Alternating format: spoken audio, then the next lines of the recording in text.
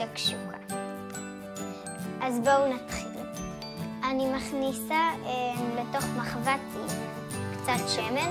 אני מוסיפה גמבות בכל מיני צבעים, גם באחת מכל דבר, או אם עושים רק עם אדומה, 2, ובצל 1. עכשיו אני שמה את זה על אש קטנה.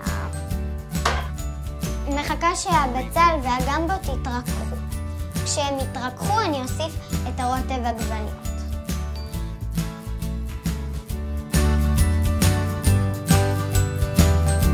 ממשיכים. אני עושה חור באמצע. מוסיפה את רוטב העגבניות שהוספתי לו מעט מים. הוא עכשיו יותר נוח. אני מוסיפה אותו. יש לי כאן 2 קופסאות עם בערך חצי כוס מים. קושרים. עוד רגע יוסיף גם את העגבניות. יש לי עגבניה אחת קצוצה, היא מערבבת. אני בעצם שמתי את הגמבות ואת קודם כדי שהם יתרככו, כי הם הכי הרבה צריכים להתרכך. אוקיי? אז בעצם, הנה, ככה זה נראה.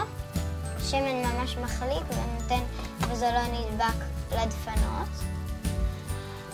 עכשיו, בעצם העגבניות צריכות הכי פחות זמן על האש, כי הן כבר רכות נורא. אז אני אוסיף אותן עוד מעט. אני יכולה לשים מכסה בינתיים, שישמור על כל העדים. אבל אני משאירה חור קטן, אז אני שמתי את הכף כדי שהיא תעשה לי חור נשימה קטן. שמתי את העגבניה. אני על אש קצת יותר נמוכה עכשיו, מערבבת, ועוד מעט אנחנו עושים חורים בפנים, ואז אנחנו יכולים בעצם להכניס את הביצים. תלוי כמה ביצים רוצים. היום אני אעשה 6. שמתי ביצים וכשהן היו מוכנות עכשיו שמתי מלח. עכשיו אני שם קצת פלפל. לפי הטעם שמים. זהו. ועד ככה צהוב. רואים את זה.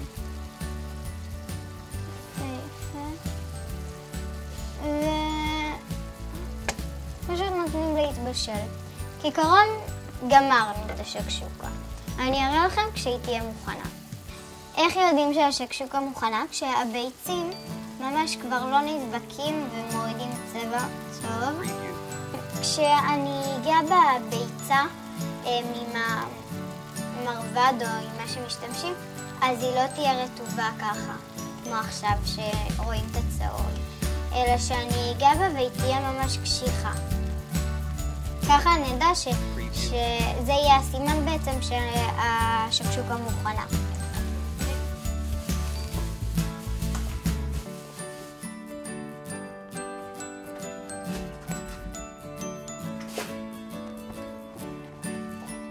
סבתא אומרת. מאוד מאוד טעים. טוב, יצא לך אליפות. פשוט כל ביס חגיגה.